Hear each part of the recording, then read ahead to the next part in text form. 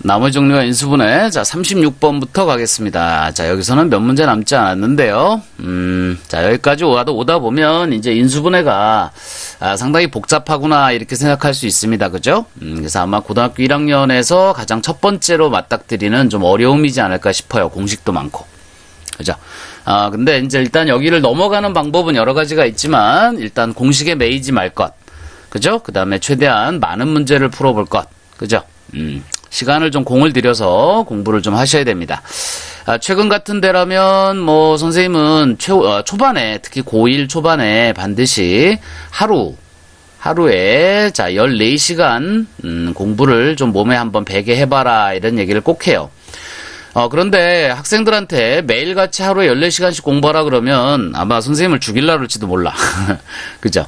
이거는 거의 고시생들이 하는 공부 방법이에요. 하루에 14시간 공부는. 그죠? 고시생들이 하루 온종일 공부하는데, 자, 그 사람들이나 할 수 있는 그런 공부 양입니다. 절대 쉬운 게 아니죠.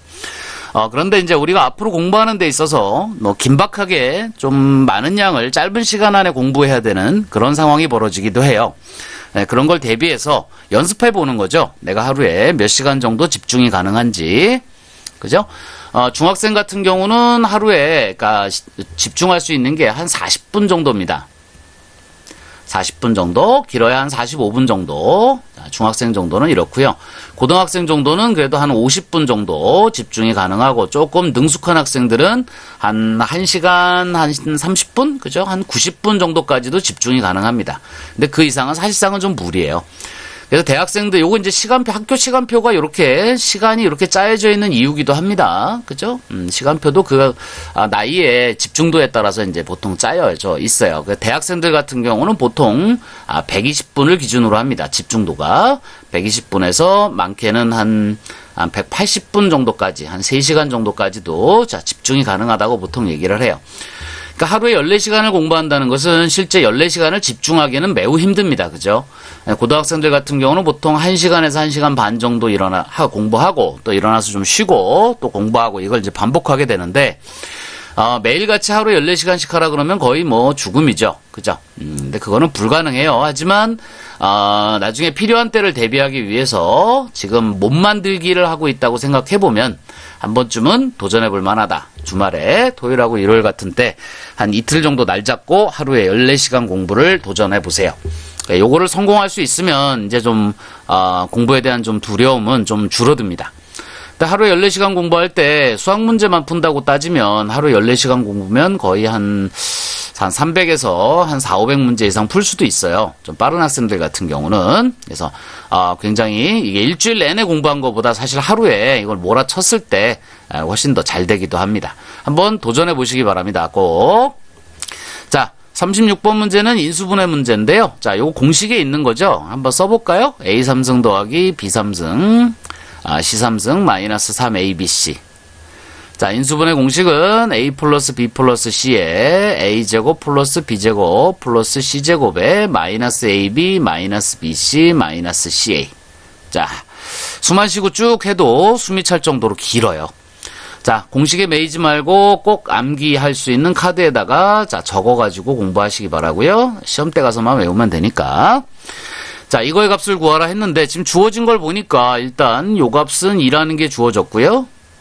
자, 요거는 AB 더하기 BC 더하기 CA에 부호 바꾼 거니까 이 값은 5다라고 할 수 있겠죠. 그죠? 그러니까 요 값만 우리가 구해내면 되는데 자, 요 값만 우리가 알면 나머지는 뭐 다 알고 있는 거니까 자, 요 값은 어디서 나오죠? 자, A제곱 더하기 B제곱 더하기 C제곱은 어디서 나와요? 자, 여기다가 플러스로 할까요? 2에 AB, BC, CA를 해준 것이 그죠? A 플러스 B 플러스 C의 완전 제곱입니다. 자, 이 공식도 있죠? 자, 이 값이 지금 마이너스 5고요. 그 다음에 이 값이 지금 2예요. 그죠? 그러니까 이 값이 이제 얼마겠느냐, 그지? 이 값이 지금 얼마겠느냐, 그걸 찾는 거니까, 계산해 보시면 이게 4가 되고요. 그죠? 여기가 마이너스 10이니까 넘어가면 이 값이 14가 되겠다. 그죠? 그러니까 이 값이 14니까 14에서 5 빼가지고, 5를 더해야 되나요? 그렇겠다. 그죠? 14에다 5 더하고 2 곱해서 답 내주면 됩니다. 자, 이것이 36번 문제였고요. 자, 37번 문제는 위가 9999의 세제곱이에요. 그죠? 이 말은 99,999를 3번 곱하라는 뜻은 아닐 거예요. 그죠? 뭔가 좀 방법이 있겠다 이런 얘기가 되겠죠. 근데 이제 요거 9999 옆에 보면 9998이 있어요. 그러니까 요거보다 요게 하나 적죠. 그냥 요걸 기준으로 해서 자, 99,999를 x라고 두게 되면 자, 준식은 위의 식은 x 세제곱 플러스 1이 되고요. 자, 요거는 이거보다 하나 적은 거니까 x 마이너스 1에 그 다음에 x죠. 그 다음에 플러스 1이 이렇게 돼요.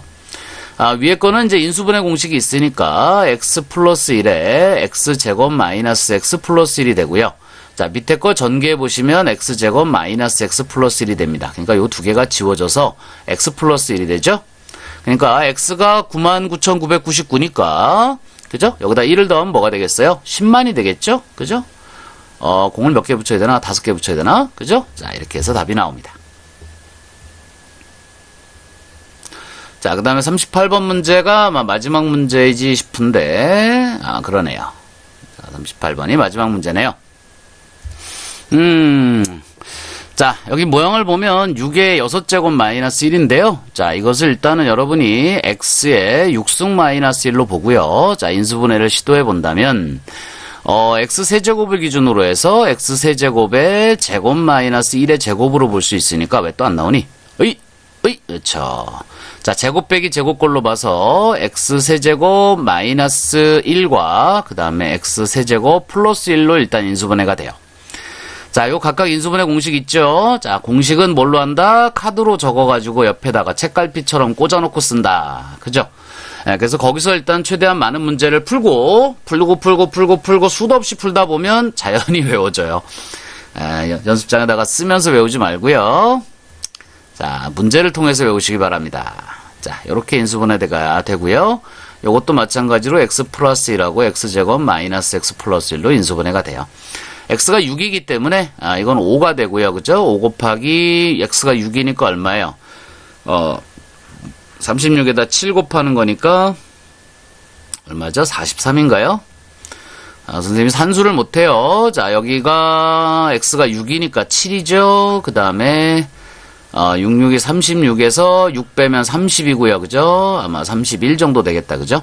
자, 이것이 두 자리 자연수 n으로 나누어 떨어진다 했으니까 두 자리 자연수의 어떤 약수를 찾아라 라는 뜻으로 봐야 돼요. 그죠? 그럼 이렇게 곱하면 세 자리죠? 또 이렇게 곱해도 세 자리고. 그러니까 나올 수 있는 것은 요거 43하고 그 다음에 31하고 그 다음에 요거 두 개 묶은 거 5, 7이 35. 요 세 개밖에는 일단 없어 보이네요. 그죠? 자, 이렇게 해서 일단 나머지 정리와 인수분해 모든 문제를 다 풀어봤는데요. 다시 한번 얘기하지만 암기 카드 꼭 만드시고요. 알았죠? 그래서 요걸 보시면서 문제를 푸시고 그래서 한 달 정도 이렇게 연습해 보시면 앞으로도 계속 반복돼요. 이 다음 단원에서도 자연히 좀 몇 개가 외워집니다. 문제를 많이 풀다 보면 그렇게 해서 일단 기본적으로 좀 외우시고 그 다음에 시험 때 가서 조금 더 공부하시면 좋겠고요. 그 다음에 반드시 일주일에 몇 문제 이상, 자, 중급 정도, 중상급 정도 원하신다면 일주일에 150개 이상. 일주일에, 자, 나는 최상위권으로 올라가고야 말 테야. 그러면 일주일에 한 300개 이상 정도는 푸셔야 된다는 거 잊지 마시고요. 문제집 꼭 좀 어렵지 않은 걸로. 너무 어려운 거는 개수가 나오질 않아요, 초반에. 그러니까 조금 쉬운 문제집, RP로 가는 요런 문제집도 있고요. 또 SS로 가는 문제집도 있고요. 그죠? 여러 가지 문제집들이 있겠죠? 정석도 있고, 여러분이 쫙 펼쳐봐서 개념 플러스 뭐 어쩌고 하는 이런 문제집도 있고요. 그죠? 다양한 문제집이 시중에 나와 있는데, 여러분이 조금 보시고, 그 중에 그나마 조금 쉽다고 생각하는 것부터 시작해서 문제집을 한 3권 정도는 푸시면서 공부를 해야 이 정도의 개수가 나옵니다.